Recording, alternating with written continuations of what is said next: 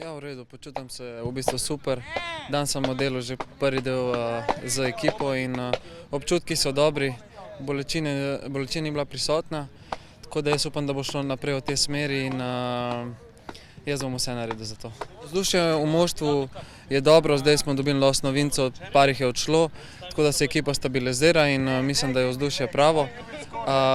Pogoji, hotel, hrana in tudi tereni mislim, da so zelo dobri in zdaj na nas, da naredimo to, kar moramo in komaj čakamo na prvo tekmo.